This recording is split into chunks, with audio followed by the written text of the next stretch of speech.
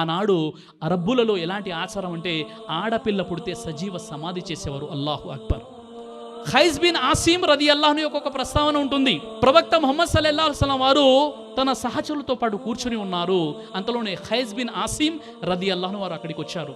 ఒక అన్సార్ సహాబీ వారు అంటున్నారు, పూర్వము అజ్ఞాన కాలంలో అరబ్బుల్లో ఆడపిల్ల పుడితే సజీవ సమాధి చేసేవారు కదా అనగానే ఖైస్ బిన్ ఆసిం రదియల్లాహు వారికి తన పూర్వకాలంలో చేసినటువంటి ఒక అజ్ఞానాంధకారమైనటువంటి సిగ్గుతో కూడుకున్నటువంటి హృదయ విదారకరమైనటువంటి ఒక విషయం గుర్తొచ్చి ఆయన అంటున్నారు, ఓ ప్రవక్త, అజ్ఞాన కాలంలో నాకు ఎంతమంది అయితే ఆడపిల్లలు పుట్టారో వారందరినీ కూడా నేను సమాధి చేశానని చెప్పారు. అప్పుడు ప్రవక్త మహనీయ ముహమ్మద్ సల్లల్లాహు అలైహి వసల్లం వారు అంటున్నారు, ఏంటయ్యా నీకు పుట్టిన ఆడపిల్లల్ని నువ్వు సజీవ సమాధి చేసేటప్పుడు నీకు జాలి కలగలేదా అన్నారు.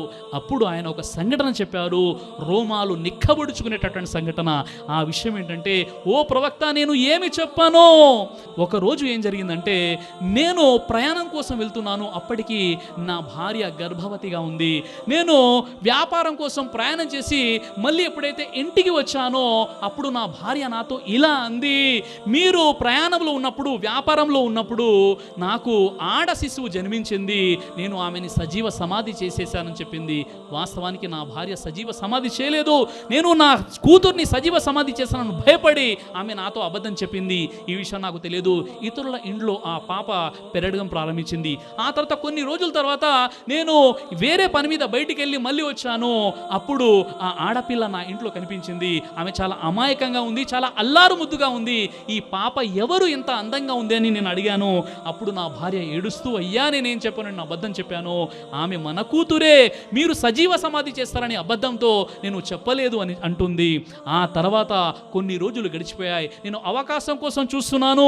ఒకరోజు అవకాశం దొరికింది. ఆ పాప ఎప్పుడు అల్లారు ముద్దుగా మా ఇంట్లోనే ఆడుకుంటూ పాడుకుంటూ ఉంది. అయినప్పటికీ కూడా నా యొక్క కరుడు కట్టినటువంటి గుండె కరగలేదు. నేను అవకాశం కోసం చూస్తున్నాను.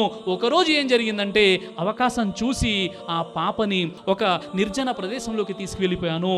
ఒక గొయ్యి తవ్వుతున్నాను, ఎందుకంటే సజీవ సమాధి చేయడానికి. ఎప్పుడైతే నేను గొయ్యి తవ్వుతున్నానో ఆ యొక్క మట్టి నా వెంట్రుకలపై పడుతుంటే నా కూతురు తన చిన్న హస్తాలతో శుభ్రం చేస్తుంది. అయినప్పటికీ కూడా నా గుండె కదలలేదు.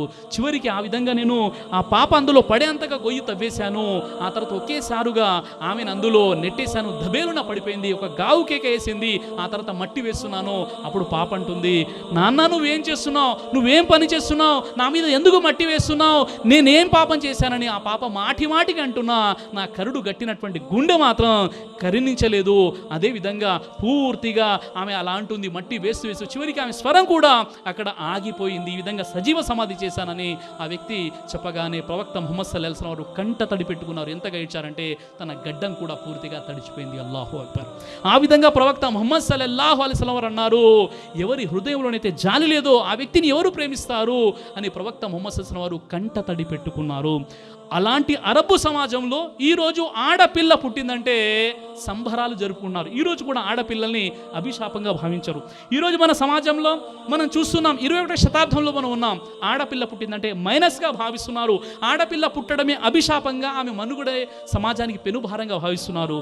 కానీ ప్రవక్త ముహమ్మద్ సల్లల్లాహు అలైహి వసల్లం వారు ఎవరైతే ఇద్దరు ఆడపిల్లల్ని కనిపెంచి విద్యాబుద్ధులు నేర్పిస్తారో వారు నేను స్వర్గంలో ఉంటామని చెప్పారు. అల్లాహు అక్బర్.